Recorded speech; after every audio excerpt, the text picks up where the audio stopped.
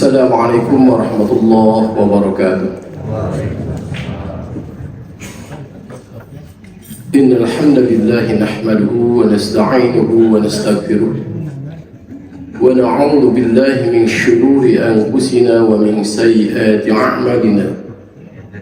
May yahdihillahu fala mudilla lahu wa may yudlil fala hadiya lahu. Asyhadu an la ilaha illallah wahdahu la syarika lahu wa asyhadu anna Muhammadan abduhu wa rasuluh. Allahumma shalli wa sallim wa barik ala Muhammadin wa ala alihi wa sahbihi ajma'in. Usikum wa iyaya bittaqwallah wa qad faza al-muttaqun.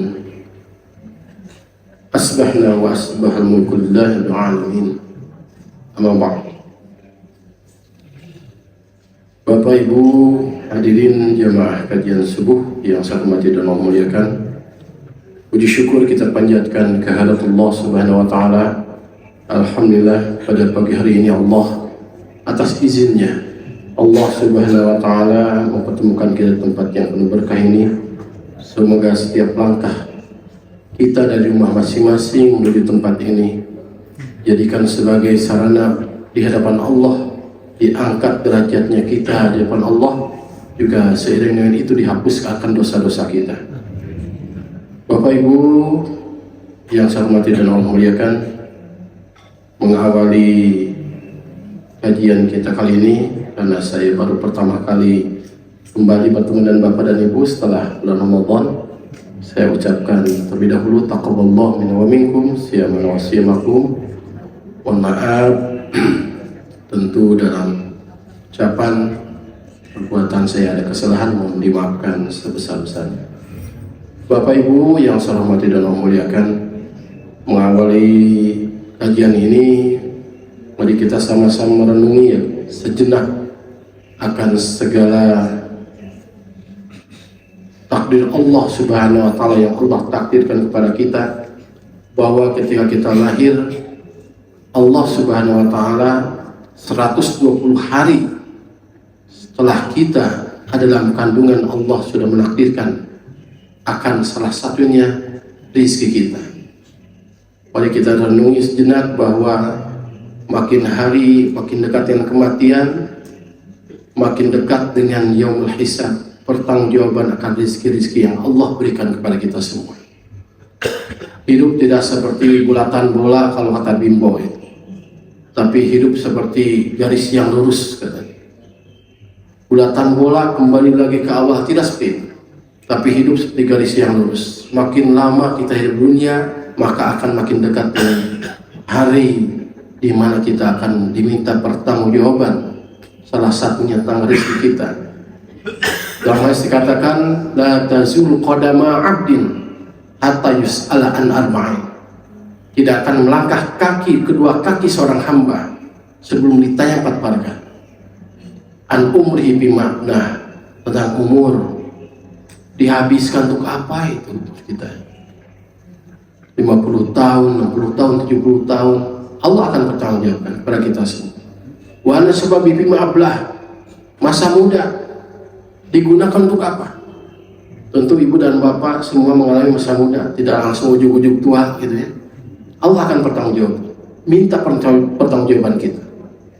Wa an ilmihi madza amila bihi, tentang ilmu kita tentu memiliki ilmu ya, sedikit banyak kita mengetahui ilmu. Apa yang telah kita manfaatkan dengan ilmu itu? Sejauh manakah ilmu itu bermanfaat untuk diri kita, masyarakat kita, agama kita khususnya. Dan yang keempat adalah wa'an malihi, tentang harta. Harta itu bagian kecil dari rezeki. Rezeki tidak selamanya harta, tapi harta itu bagian kecil dari rezeki. Wa'an malihi min ainak tasabahu wa ina anfaqahu, tentang rezeki dari mana kamu dapatkan dan kemana kamu gunakan, kata Allah. Kalau yang 3 hal tadi satu pertanyaan, tapi tentang harta ini berat Bapak Ibu sekalian. Makanya dalam fikih itu bagian pembahasan berkaitan dengan ekonomi itu sangat luas, sangat luas. Karena kita tidak akan lepas dari hubungan sosial ekonomi. Ini akan akan berat pertanggungjawaban di hadapan Allah. Dari mana kamu dapatkan dan kemana kamu gunakan dua pertanyaan. Ya, makanya Bapak Ibu sekalian, kita pada kajian ini ya akan bahas salah satu topik kecil dari tema tentang ekonomi syariah. Saya judulnya sengaja ya, ini tidak akan saya sampaikan seperti ke mahasiswa ya. Ini implementasi keseharian ya. Implementasi keseharian kita berkaitan dengan ekonomi syariah. Sebab Islam itu bukan hanya hubungan kita dengan Allah. Pembahasan Islam itu lebih banyak hubungan manusia dengan manusia. Ya, manusia dengan manusia. Ya. Tentang utang piutang, jual beli, gadai, apalagi ibu. Ya, sekarang mau jual beli online gitu ya. Ya. Macam-macam. Wah, makin berkembang kehidupan ekonomi. Islam tidak membahas detail seperti itu, tapi Islam memberikan prinsip-prinsip yang bisa dijadikan oleh kita, apakah itu bentuk ekonomi kita itu, sosial ekonomi kita itu halal atau tidak. Ya, seperti hanya zaman Rasul masalah kedokteran, hubungan muamalah. Ya, zaman Rasul tidak ada donor darah. Ada nggak donor darah? Belum ada. Donor mata, donor jantung tidak ada. Berkembang itu, tapi dalam Islam ada prinsip-prinsipnya. Prinsip-prinsip yang kita pegang, apakah itu boleh atau tidak, termasuk ekonomi. Zaman Rasul tidak ada, belum ada yang namanya Shopee, ya, jualan online, ya, nggak ada. Itu berkembang, ya, berkembang. Bahkan sekarang pun berkembang, musim ekonomi keuangan udah banyak menggunakan uang apa itu kripto ya, kripto. Itu kan sekarang koruptor itu kalau untuk dia bayar itu nggak mau dalam bentuk cash, ingin dalam bentuk kripto supaya tidak terlacak gitu. Saya juga paham ya, karena tidak melakukan hal itu ya. Ya, koruptor itu tolonglah ya, kirimnya melalui kripto, uang online atau uang apa itu, saya tidak paham. Nah, itu berkembang. Apakah itu bisa sesuai syariat atau tidak? Islam tidak membahas secara detail itu, tapi Islam membahas tentang prinsip-prinsipnya. Makanya Bapak Ibu sekalian, saya motret itu pembahasan tentang ekonomi syariah itu. Ada beberapa pembahasan yang mungkin 1 tahun mungkin Prof ya, insya Allah saya akan bahas ini beberapa topik-topik yang berkaitan dengan ekonomi syariah. Apa saja? Wah, itu bagian 1 ya, tentang praktik ekonomi Islam dalam kehidupan pribadi dan keluarga. Nah, ini sengaja saya hubungkan dengan ibu-ibu dan bapak-bapak sebab ya pasti kita akan melakukan hal ini ya. Yang pertama ya, topik dari bagian 1 tentang ekonomi Islam dalam kehidupan pribadi dan keluarga, menyebut rezeki yang halal, prinsip dasar dalam Islam. Nah, ini akan kita bahas. Berikutnya mengatur keuangan keluarga secara Islami antara kebutuhan dan keinginan. Nah, ini nih penting ya. Uang teh gaji teh kurang gitu ya. Nah, konsep Islam itu apa itu? Iya, sebenarnya rezeki dari Allah itu cukup untuk memenuhi kebutuhan. Tapi rezeki dari Allah tidak akan mencukupi untuk memenuhi keinginan. Ini dalam Islam itu lebih pada need, ya, kebutuhan, bukan want, ya, keinginan. Kalau keinginan itu unlimited, tidak ada batasnya. Ya. Yang ketiga, etika berbelanja dalam Islam, hemat, tidak boros, tidak pelit. Ya, ini. Yang keempatnya, utang dalam Islam, boleh atau tidak, etika dan adabnya. Bagaimana utang piutang itu? Ya, ini penting Bapak Ibu sekalian. Karena utang piutang itu sebenarnya dalam Islam itu lebih pada membantu. Ya, membantu, bukan bisnis. Ya, orang yang memberikan hutang itu dia dapat pahala sejumlah uang yang dipinjamkan pada orang lain. Luar biasa tuh. Makanya kalau diminta pinjam itu, kalau orang yang orang mukmin ya, yang minjamnya orang mukmin, yang dipinjam orang mukmin, itu tidak akan lama tuh. Langsung. Karena apa? Saya dipinjam oleh si A 1 miliar, maka setiap hari itu saya dapat pahala 1 miliar dari Allah tuh. Ya, dalam Islam. Nanti kita akan bahas ya. Berinvestasi dalam Islam, pilihan yang aman dan halal, mengolah hutang piutang dengan akhlak Islam, konsep tabungan dan darurat dan perspektif syariah, merancang warisan dan wasiat gitu ya. Ini harus dipersiapkan. Sekarang kita tidak tahu tuh sampai kapan kita hidup di dunia. Ibu sudah tahu kapan akan meninggal, Bu? Ya tahu kan? Harus mempersiapkan sekarang. Bapak-bapak juga sama, saya juga sama, tidak ada yang tahu. Ya, harus mempersiapkan sekarang. Jangan sampai ketika sudah meninggalkan bom waktu pada anak. Ya, pada anaknya misalnya 5, Bu. Ya, anaknya 5. kepada anak pertama bilang, nanti kalau ibu meninggal ini rumah untuk kamu. Ke anak kedua sama itu, sampai anak kelima ketika meninggal ramai itu, bom waktu itu. Enggak, mama ada perasaan wasiatnya ke saya ini, wah ramai itu. Makanya terus persiapan, sebab kita tidak ada yang tahu. Ini bagian kedua, praktek otonomi Islam dalam dunia usaha dan bisnis. Bagi ibu dan bapak ya, yang ini semua bisnis sebenarnya dalam hidup ini, transaksional ya, strategi pedagang musim jujur dan amanah dan sebagainya. Bagian ketiga, bagian keempat, nanti insya Allah akan mungkin ini 1 tahun lebih ya, 1 tahun lebih kita akan bahas berkaitan dengan tema-tema ini ya. Ujung-ujungnya nanti akan ada ujian akhir semester ya. Ini nanti harus siap-siap. Oke, jadi bahasan-bahasan itu yang kita bahas berkaitan dengan ekonomi. Kemarin ada request tentang ekonomi syariah. Oke, saya ikut kotret. Kalau untuk ibu bapak tidak seperti ke mahasiswa ya, lebih aplikatif ya. Apa-apa yang kita lalui dalam kehidupan kita sehari-hari berkaitan dengan ekonomi. Sebab ini sangat luas.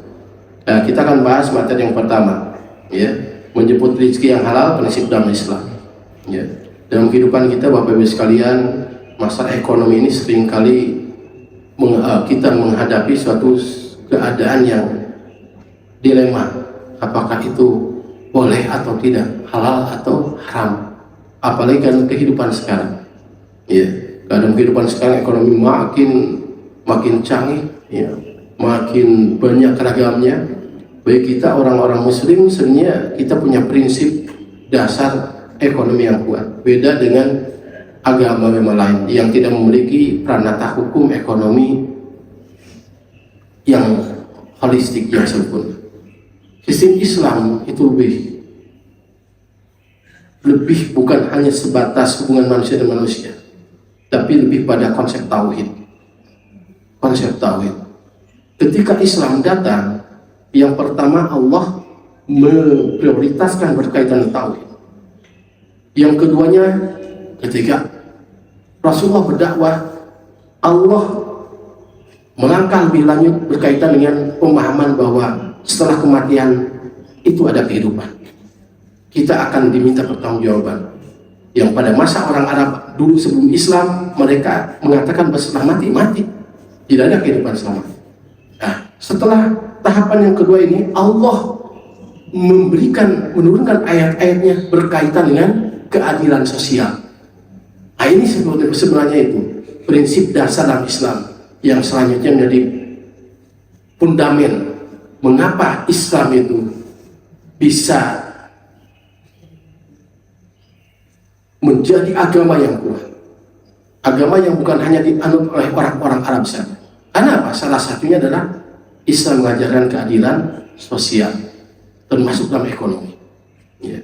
Bapak Ibu sekalian, dalam Al-Quran Allah Subhanahu Wa Taala menjelaskan bahwa kita manusia itu bagian dari ciptaan Allah yang berjalan di muka bumi, yang tidak akan lepas dari hak kita ya, yang Allah berikan kepada kita.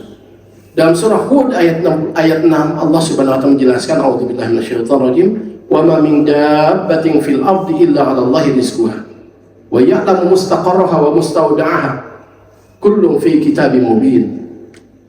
Kata Allah Subhanahu wa taala, Allah berfirman, wa ma min dabbatin fil ardi, dan tidaklah satu pun makhluk yang bergerak, melata, yang bernyawa, yang berjalan di muka bumi ini, illa 'ala Allahi rizquha, melainkan Allah telah tetapkan rezeki.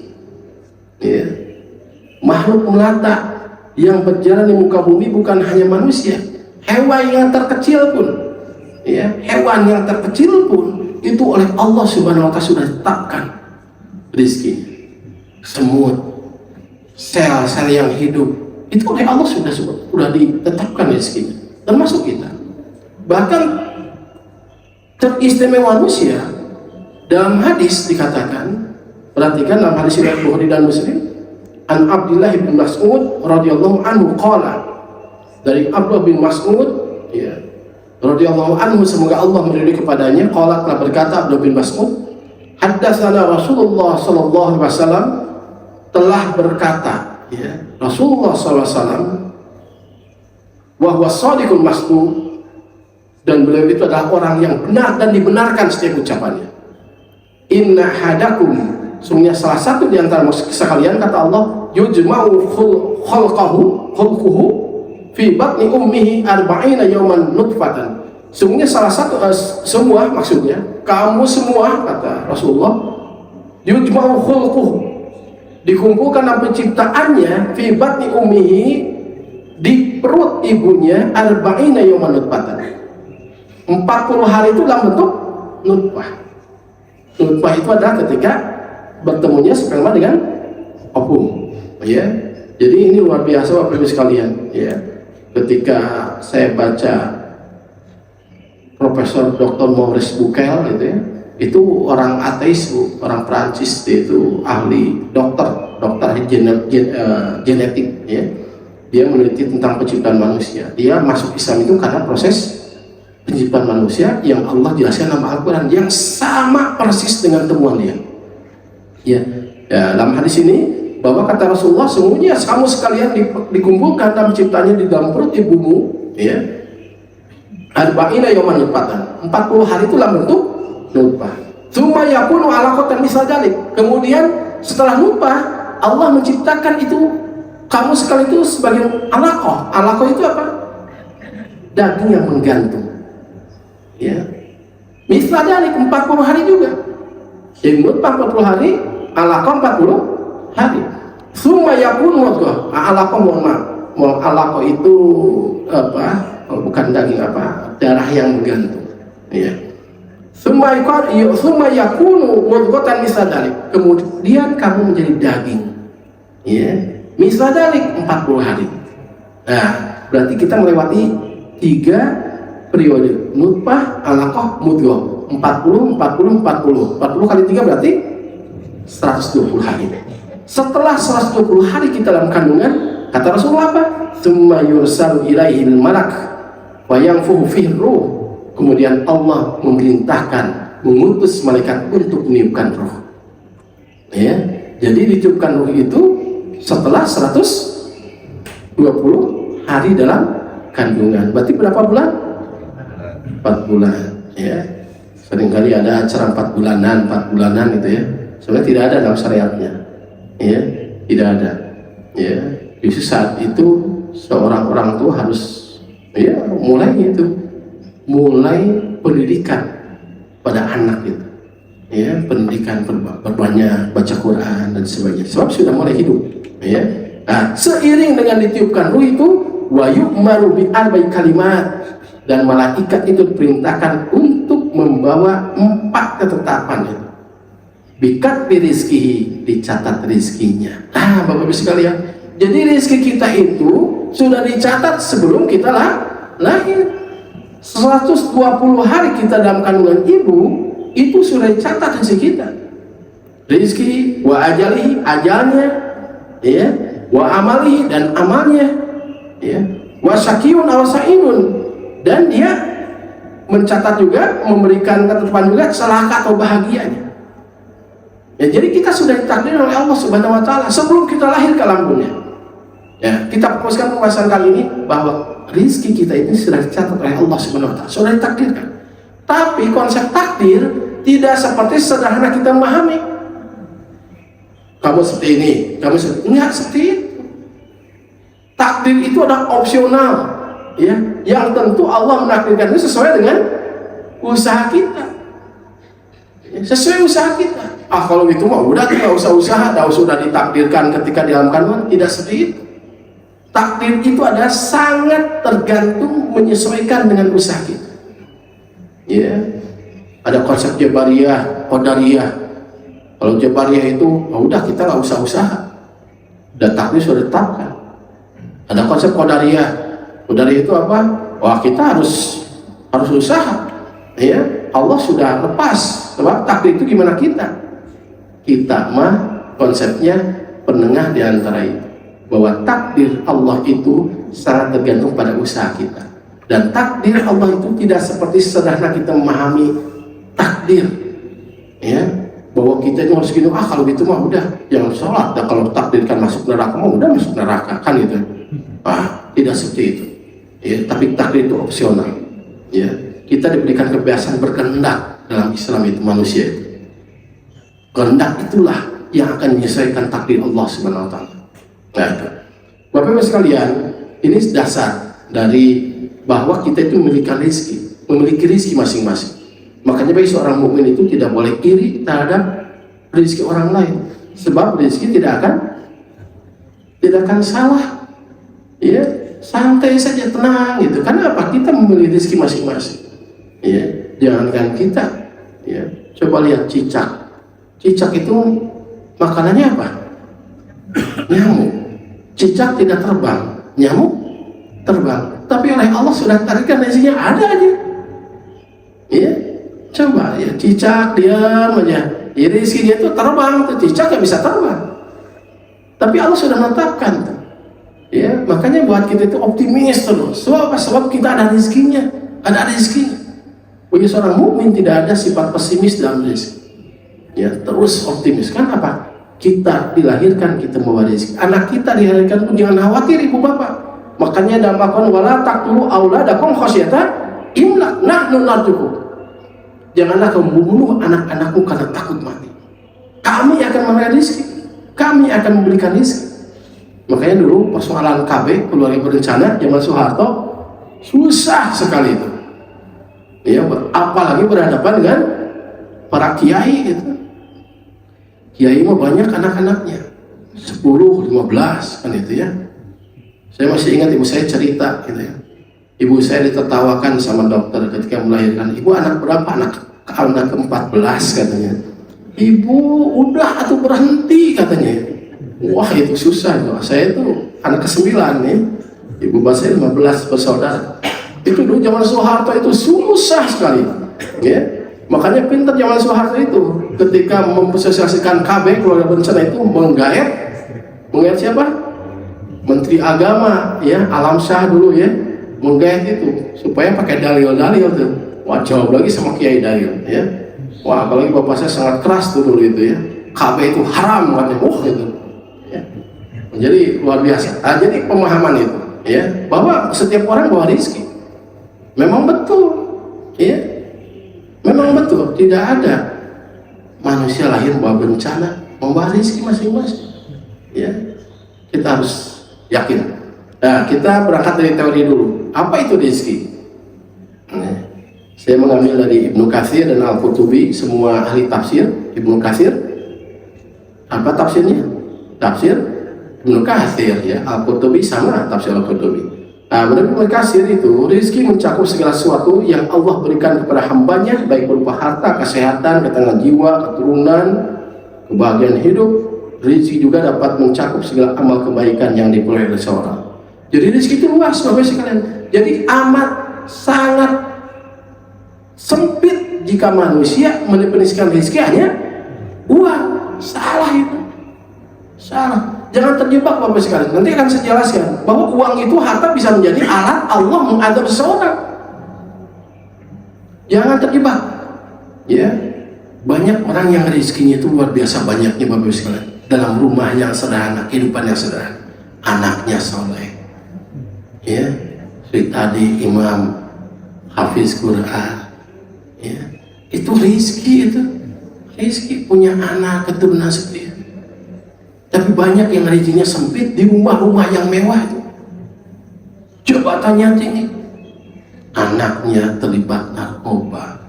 Ada masalah ini dan itu. Rezekinya sempit itu. Makanya yang terjebak oleh banyaknya harta. Nah, Ibnu Katsir menjelaskan bahwa rezeki itu luas. Al-Qurtubi pun sama. Ya, Al-Qurtubi mengatakan bahwa rezeki dapat bersifat luas dan mencakup segala sesuatu yang memberikan manfaat bagi manusia. Ini apa lagi? Dia jelaskan detail. Segala sesuatu yang memberikan manfaat pada manusia itu rezeki. Ibu punya ilmu sedikit tapi manfaat untuk lingkungan, masyarakat. Rezeki. Ya. Punya tenaga, punya kemampuan apa membantu masyarakat. Itu rezeki. Ya. Rezeki.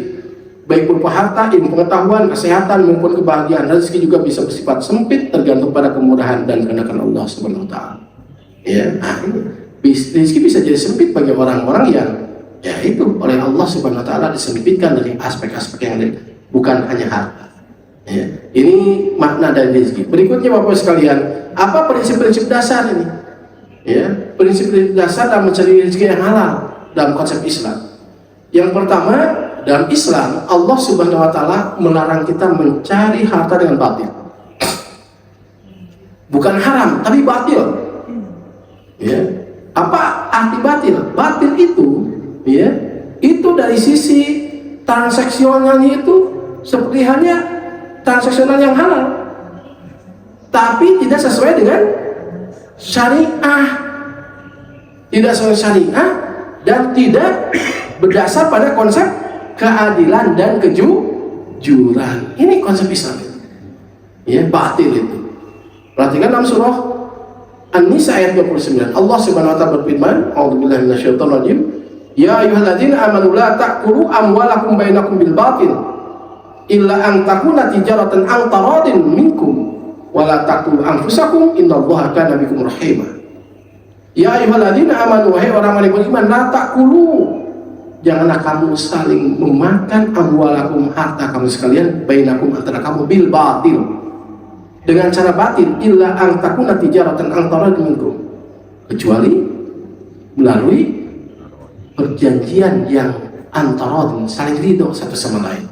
Nah ini dicatat, bukan hanya tijaratan saja, tapi antarodin, prinsip dasar dalam jual beli, saling ridho, kejujuran dan keadilan. Batil itu. Sekarang Bapak Ibu sekalian, dalam kehidupan sekarang ini, ya, ini sangat luar biasa. Ya, dalam Al-Quran itu salah satu sebab kenapa Allah Subhanahu wa taala mengadab kaum Samud itu dikarenakan apa? Dikarenakan mereka salah satunya seringkali mengurangi takaran. Makanya dalam Al-Quran, wailul lil mutaffifin, ya, celaka orang-orang yang mengurangi takarannya. Coba sekarang dapat kita saksikan, ya, bahkan beberapa temuan kemarin yang heboh itu, minyak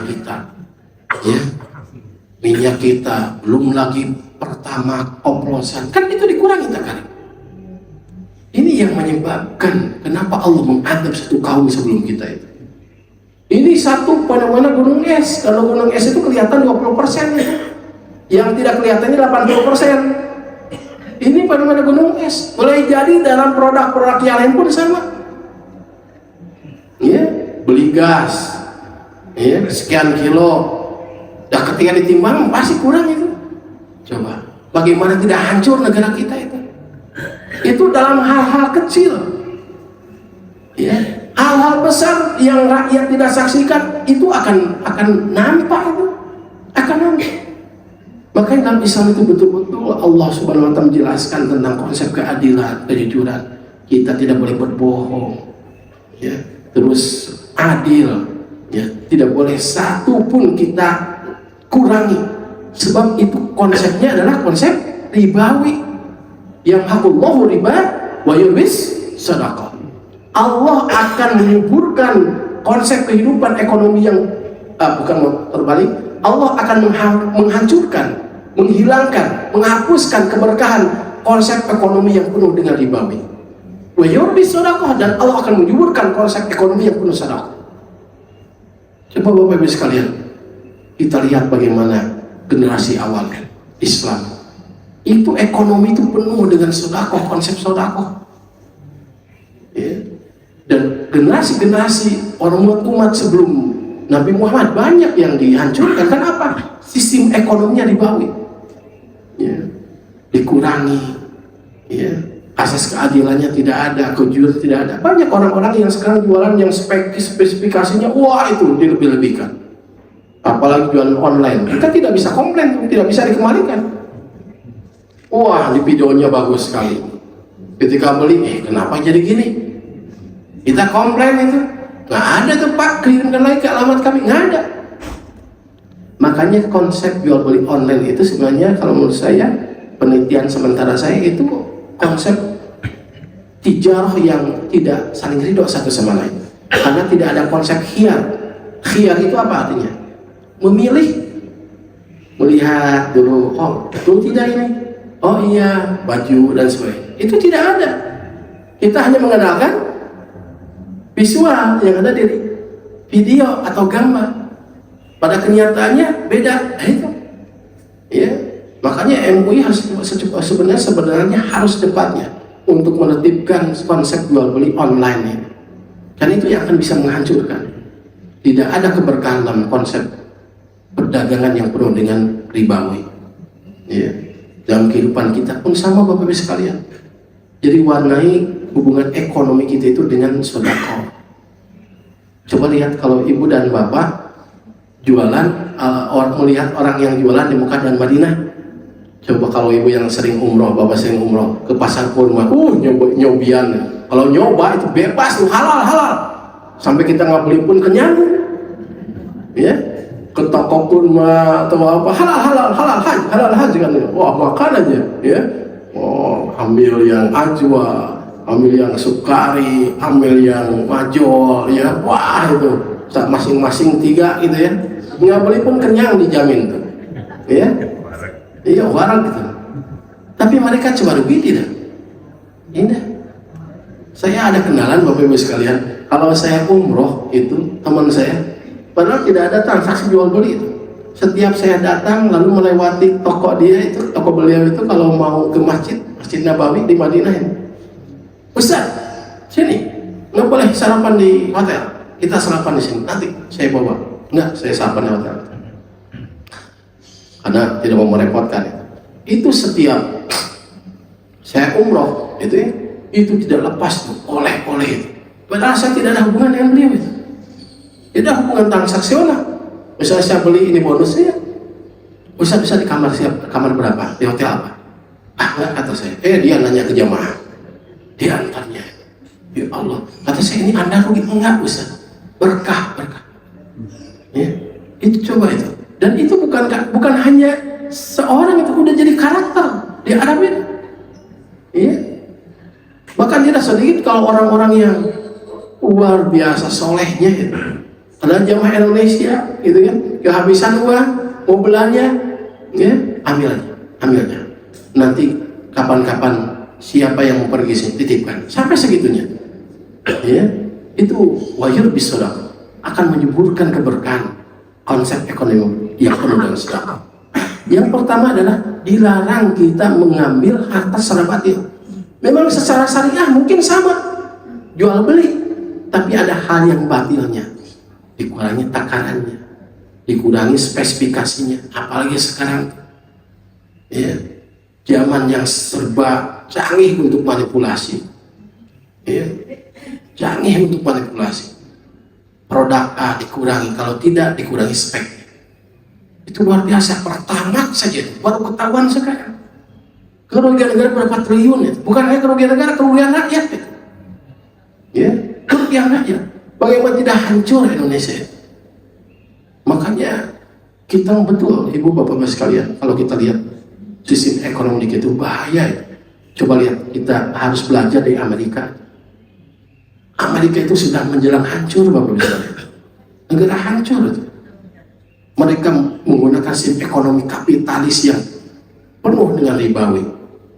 Dapat saksikan sekarang, ya, bagaimana akhir hayatnya Amerika sekarang, negara-negara Eropa. Bahkan kalau saya baca di salah satu media bahwa dulu negara ini identik dengan kemajuan teknologi, Jerman. Sekarang Jerman mau mengambil tabungan emasnya di Amerika karena menjelang hancur, bangkrut. Negara-negara Eropa bangkrut. Makanya sistem ekonomi Islam ini yang rentan, yang tahan dari krisis. Ya, hanya kita seringkali memperlakukan ekonomi Islam itu sebelah mata. Ya, padahal prinsip-prinsipnya sangat luar biasa. Ya. Nah, jadi batil di sini, Bapak Ibu sekalian, ini dalam mekanismenya seolah-olah sama dengan syariah. Tapi ada prinsip-prinsip dasar yang dilanggar. Kejujuran, ya, keadilan, ya, keterbukaan, transparansi dan sebagainya. Ini yang pertama, ya. Harus hati-hati ketika kita transaksional, ketika kita bekerja, ketika kita bisnis dan sebagainya. Ini tidak akan berkah ya bagi orang yang mendapatkan harta secara batil. Bahkan yang harus diwaspadai adalah kepada anak dan keturunannya. pastikan harta yang kita bawa ke rumah itu halal. Mengapa? Dikarenakan keturunan kita itu Allah akan tunjukkan apakah harta yang diberikan kepada itu halal atau haram. Banyak orang-orang yang kelihatan cari nafkahnya susah sekali, ya, susah sekali. Rupanya Allah menyelamatkan supaya dia mendapatkan harta yang betul-betul halal. Tapi dapat saksikan Bapak Ibu sekalian, banyak kejadian-kejadian fenomena orang tuanya susahnya bukan main, hanya sebagai tukang, hanya buruh kasar, tapi anaknya soleh, pintar. Itu membuktikan boleh jadi harta yang diberikan kepada anaknya harta yang halal. Tidak mungkin harta yang halal itu, ya, memberikan hal yang buruk pada anak, dan tidak mungkin juga harta yang haram akan memberikan kebaikan pada anaknya. Dalam Al-Quran, fi butunihim nar, dalam perut mereka itu neraka, api. Ya. Banyak sebaliknya orang-orang yang wah, bapaknya orang tuanya kaya, tapi anaknya tidak ada yang berhasil. Karena boleh jadi, ya, boleh jadi yang diberikan kepadanya harta yang haram. Berikutnya Bapak Ibu sekalian, konsep kehalalan itu yang harus kita jadikan pegangan buat kita dalam mencari harta tersebut. Adalah kita harus pahami harta yang kita miliki ini adalah ujian dan tanggung jawab, bukan kenikmatan. Dalam Al-Quran tidak ada kenikmatan kaitan dengan harta. Tidak ada kaitan kenikmatan dengan harta. Kalau kenikmatan kaitan dengan harta, mungkin Qarun orang yang paling banyak mendapatkan nikmat dari Allah, ya, karena paling banyak harta. Tapi kenikmatan itu lebih pada spiritualitas, keimanan, kenikmatan ibadah. Ya. Perhatikan dalam Al-Quran surah At-Taghabun ayat 15. A'udzubillahi minasyaitonirrajim. Innama amwalukum wa auladukum fitnah. Wallahu indahu ajrun 'adzim. Innama, nah ini, ya, pasti sesungguhnya, ya, amwalukum, harta kamu sekalian, wa auladukum, anak keturunan kamu sekalian, fitnah, ujian dan tanggung jawab. Ya, wallahu indahu ajrun 'adzim, dan sisi Allah lah pahala yang besar. Artinya apa? Artinya bahwa itu bukan kenikmatan. Kenikmatan yang sebenarnya itu adalah ketika kita bisa memanage, memanfaatkan harta dan anak itu untuk kebaikan. Maka Allah akan mendapatkan ganjaran, memberikan ganjaran kepadanya. Itu baru nikmat. Jadi fitnah itu seperti pisau bermata dua, ya, pisau bermata dua itu. Itu bisa dijadikan hal yang bermanfaat, pisau itu bisa jadikan hal yang memberikan manfaat buat kita. Hati-hati sekali dengan harta dan anak. Makanya kalau Sayyidina Ali hati-hati dengan harta. Yang halal pun akan dihisab, apalagi yang haram. Bapak Ibu sekalian, sekarang kehidupannya terus makin lama makin dekat dengan kematian. Yang harus kita waspada itu harta kita, salah satunya.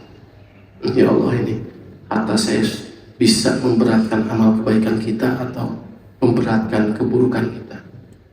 Ini yang harus kita evaluasi. Jangan sampai kita salah dalam berinvestasi di hadapan Allah. Dianggapnya kita dengan banyaknya angka-angka yang ada di rekening kita, dengan banyaknya uang yang ada di tabungan kita, itu investasi yang sebenarnya boleh jadi itu yang memberatkan keburukan kita di hadapan Allah. Ya. Makanya bagi orang-orang yang betul-betul beriman itu makin hari makin bijak dalam mengolah harta. Ya, sedekahnya menjadi prioritas. Ya, investasi akhiratnya dia senantiasa tidak pernah lupa. Ya. Ini Rasulullah, sekelas Rasulullah saja luar biasa. Dalam hadis, karena Rasulullah SAW ajudun nas. Sesungguhnya Rasulullah SAW yang paling dermawan. Kenapa? Karena Rasulullah orang yang paham betul investasi akhirat yang sebenarnya. Ya. Kekhawatiran dunia ini tidak beralasan bagi orang beriman. Kenapa? Selama kita hidup di dunia, Allah akan senantiasa memberikan rezeki. Dan itu tidak dijamin di akhirat. Di dunia mah dijamin, tapi di akhirat tergantung saat ini kita berinvestasi. Apakah kita akan mendapat nikmat di akhirat atau tidak? Kalau di dunia sudah ditanggung sama Allah, nah narjuukum tuh, kami akan berikan rezeki. Tapi apa di akhirat dijamin kita dapat rezeki ini dari Allah? Tidak. Tergantung saat ini kita menginvestasikan rezeki dari Allah itu untuk kehidupan akhirat kelak yang kekal. Ya. Ini innama amwalukum wa auladukum, harta itu ujian, tanggung jawab. Kita jangan pahami ketika kita banyak harta, Allah berpihak pada saya. Alhamdulillah Allah memuliakan saya. Yang lain mah hina, tuh lihat kerja susah, ya kerjanya wah serabutan, gajinya kecil. Fa ammal insan idza mabtalahu rabbuhu fa akramahu wa na'amahu fa yaqulu rabbi akraman. Wa amma idza mabtalahu fa qadara ala rizqihi fa yaqulu rabbi hanan. Ini kriteria orang-orang yang tidak beriman ya. Ketika kita banyak harta, mulia, orang lain tinggi jabatan, mulia, lalu menghinakan orang yang secara ekonomi rendah, pendapatannya rendah, kalah, kata Allah. Bukan seperti itu kemuliaan. Kemuliaan itu ketika mereka memuliakan anak-anaknya. Kata Allah dalam firman Allah. Nah, makanya dari ibu bapak sekalian, ini kita harus pahami, jangan sekali-kali kita menempelkan kemuliaan dengan banyaknya harta. Karena harta itu lebih pada ujian dan tanggung jawab kita di hadapan Allah Subhanahu wa Ta'ala yang akan dipertanggungjawabkan kita di hadapan Allah, dan tidak ada satu celah pun kita untuk mengelak dari kesaksian kita terhadap harta kita, dan kita sudah makin dekat dengan hal itu ya. Sudah makin dekat, usia kita di dunia makin lama, makin dekat dengan garis finish kita dari kehidupan kita di dunia. Berikutnya, nah, membelanjakan harta dalam Islam itu ya, ini konsep halal juga ya, lebih pada untuk kebaikan ya, lebih untuk kebaikan, bukan untuk dihambur-hambur ya, bukan untuk dihambur-hambur, untuk dihura-hura dan lain sebagainya, tapi untuk kebaikan, lebih pada fungsional, berfungsi untuk kebaikan ya. Allah Subhanahu wa Ta'ala menjelaskan dalam surah Al-Baqarah ayat 261 bagaimana perumpamaan orang yang berinfak mensedekahkan jalan Allah itu. Satu biji melahirkan 7 bulir, dari setiap bulir itu melahirkan lagi 100 biji. Wallahu yudha'ifu liman yasha. Itu pun yang udah 700 lipat ganda itu Allah akan lipat gandakan lagi. Ini ya. Jadi kehalalan kita itu, kehalalan harta kita itu lebih nanti dalam distribusinya pun harus sesuai dengan syariat. Lebih berfungsi untuk kebaikan. Ya, tenang, dah saya mah halal, tinggal saya aja nih. Dah saya mah jual beli halal nih. Tapi dihamur-hamur, itu bisa berat pertanggungjawaban di depan Allah. Sebab prinsip halal itu bukan hanya halal yang didapatkannya, jenisnya yang halal, tapi nanti ketika pendistribusian, aina iktasabahu wa aina anfaqahu, dari mana kamu dapatkan dan kemana kamu infakkan, keluarkan. Ya, jangan mentang-mentang banyak uang dan sebagainya, membeli semua yang kita inginkan. Dalam Islam lebih pada fungsi kebaikan. Fungsi kebaikan itu adalah untuk kebutuhan kita, bukan untuk keinginan kita. Ada haknya Bapak-Ibu sekalian, ibu beli baju, bapak beli baju, ibu makan, bapak makan, beli kendaraan, tapi lebih pada fungsional. Ya, sekarang itu fungsi itu sudah lewat orang-orang yang sibuknya hedon. Keinginan, bukan kebutuhan. Padahal pakai mobil yang ratusan juta dia sudah cukup mengantarkan dia dari rumah ke kantor. Tapi tidak cukup itu bagi orang-orang yang tidak beriman. Wah, itu kalau mobil ini, wah ini banyak tetangga kita banyak yang pakai nih. Ya, harus beda nih dengan tetangga kita. Wah, itu makanya orang-orang yang hedon dijadikan ajang bisnis bagi orang-orang yang meraup keuntungan dari kehidupan hedonisme. Ya, tidak sedikit tuh sekarang itu melihat mobil, 4 miliar, ya, 5 miliar. Padahal lagi macet sama tuh dengan harga yang puluhan juta. Bahkan kalah sama motor tuh, ya. Itu mobil 4 miliar ketika macet mah kalah sama Gojek, ya, naik motor. Itu lebih pada fungsional, ya. Rasulullah SAW itu dalam semua hal itu lebih pada fungsional, ya, bukan untuk memenuhi keinginan, ya itu. Nah, berikutnya dikarenakan waktunya sudah sempit, nih, dalam harta kita supaya kita bukan hanya halal berkah juga, Allah Subhanahu Wa Taala, ya, melarang kita untuk memiliki sikap bakhil atau kikir, ya, dalam pendistribusian harta. Dalam surah Ali Imran ayat 180, Allah Subhanahu wa taala menyampaikan salah satu pesan yang sangat penting buat kita. A'udzubillahi minasyaitonir rajim. Wala yahsabanna alladziina yabkhuluna bima aatahumullahu min fadlihi wa khairul lahum. Bal huwa syarrul lahum, kata Allah. Apa itu? Wala yahsabanna alladziina yabkhuluna bima aatahumullah. Janganlah kamu mengira orang-orang yang bakhil, kikir, ya, bima atahullah, dalam apa-apa yang Allah telah berikan pada mereka, min fadlihi, dari karunia-Nya, wa khairul lahum, itu kebaikan. Kata Allah, bal huwa syarrul lahum, justru itu keburukan. Kan kita menganggapnya kalau kita di harta kita masih banyak, kita berikan pada orang lain, wah tenang aja, harta saya masih banyak, kan gitu, ya. Kata Allah, bal huwa syarrul lahum, itu justru kejelekan buat kamu sekalian, ya. Kata Allah, sayutawwaquna ma bakhilu bihi yaumil qiyamah, ya. Harta yang mereka miliki itu, ya, akan dikalungkan di hari kiamat nanti menjadi api neraka, kalung api. Ini Bapak Ibu sekalian, jadi konsep Islam itu sebenarnya konsep yang sangat memiliki nilai sosial yang sangat luar biasa. Ini musuh besar kapitalis, ya. Kalau kapitalis itu dia mengumpulkan harta sebanyak-banyaknya, ketika kita keluarkan itu sayang itu, ya, harta kita berkurang. Tapi dalam konsep Islam, justru harta yang kita miliki itu akan lebih bermanfaat ketika kita bantu orang lain, ya. Konsep bakhil itu, makanya ada kalimat di bahasa Arab dulu waktu kecil ketika ngaji, al-bakhilu, apa itu Ibu? Al-bakhilu aduwwullah, katanya. Orang yang kikir itu musuh Allah. Mengapa? Karena menganggap Allah itu terbatas rezekinya. Tidak, Allah akan ganti. Ya. Jadi kalau orang yang kikir itu seolah-olah musuh Allah itu, kenapa mengira rezeki dari Allah itu sempit, sesempit kita? Ya. Makanya dalam Al-Quran ini, bal huwa syarrul lahum, itu justru kejelekan. Ketika kita keluarkan membantu orang lain, ya, maka Allah akan gantikan. Orang yang kikir itu musuh Allah. Kenapa? Mereka tidak yakin harta yang mereka keluarkan itu akan ganti Allah. Makanya kenapa Rasulullah SAW sangat dermawan? Karena yakin Allah akan mengganti, ya. Orang yang tidak beriman lah, makanya dalam hadis, sifat orang beriman itu adalah orang yang hilang sifat kikir dalam dirinya. Kenapa? Orang beriman yakin harta yang kita bagi pada orang lain, berikan pada orang, Allah akan ganti. Orang yang berimanlah yang tidak yakin akan hal itu, sehingga harta yang dia miliki seolah-olah miliknya. Allah tidak akan ganti. Allah seolah-olah miskin seperti hanya dirinya, yang hartanya segitu-gitunya. Ya, makanya orang-orang yang beriman itu salah satunya itu sifat dermawan seperti hanya yang dicontohkan oleh Rasulullah dan para sahabat. Bagaimana dermawannya Rasulullah, bagaimana dermawannya Abu Bakar, Umar bin Khattab, Utsman bin Affan, Ali bin Abi Thalib dan sebagainya. Luar biasa.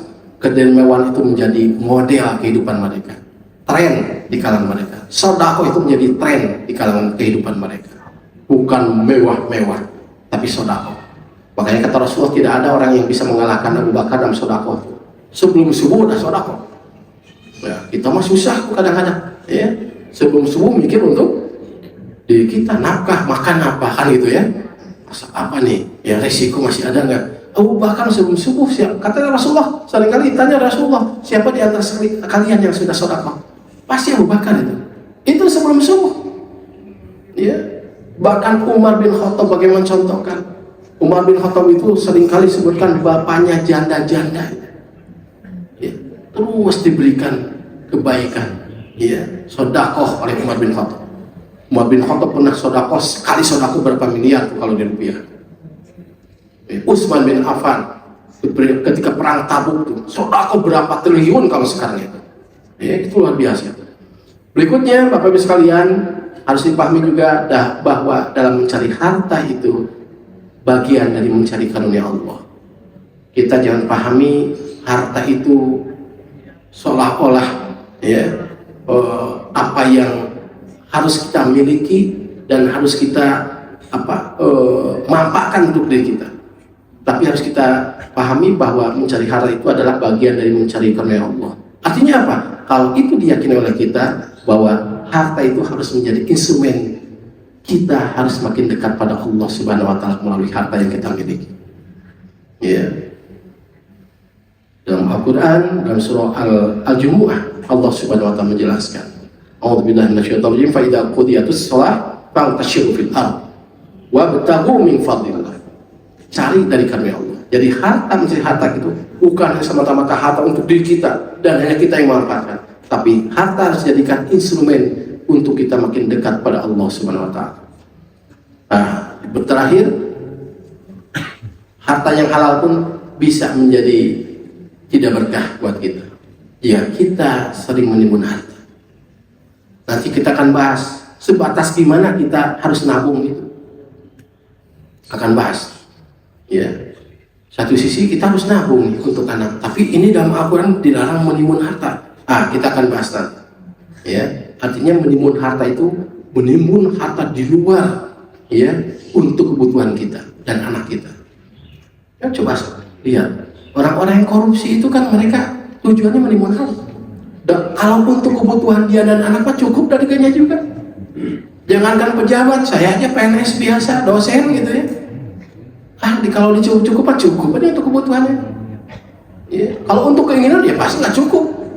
Ya, pasti nggak akan cukup. Akhirnya orang-orang yang korupsi itu orang-orang yang tujuannya menimbun harta, merasa harta itu kebahagiaan segalanya. Padahal ketika dia dapatkan akan mendapatkan kehampaan, berat pertanggungjawaban di depan Allah Subhanahu wa taala. Perhatikan Bapak Ibu sekalian, ya, bahwa kita jangan terjebak oleh seseorang itu karena banyaknya harta. Karena harta boleh jadi instrumen Allah untuk mengadab seseorang. Dalam surah At-Taubah ayat 85, Allah Subhanahu wa taala berfirman, A'udzubillahi minasyaitonir rajim, wa la tu'jibka amwaluhum wa auladuhum, innama yuridullahu an yu'adzibahum biha fid dunya wa tazhaqu anfusuhum wa hum kafirun. Wa la tu'jibka amwaluhum. Janganlah membuat takjub kamu dengan harta mereka dan keturunan mereka. Wah, keturunannya sukses, jabatannya tinggi-tinggi, anaknya punya kerjaan di anu gajinya miliaran. Innama yuridullahu ayyu'adzibahum biha. Boleh jadi Allah hendak mengadab mereka dengan banyaknya harta dan banyaknya anak keturunan.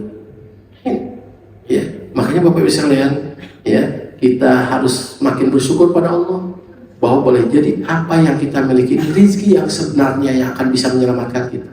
Dibatasi rezeki oleh Allah, boleh jadi Allah membatasi kita dari rezeki-rezeki yang haram, yang pertanggungjawabannya lebih berat di hadapan Allah Subhanahu wa taala ketimbang yang kita miliki saat ini.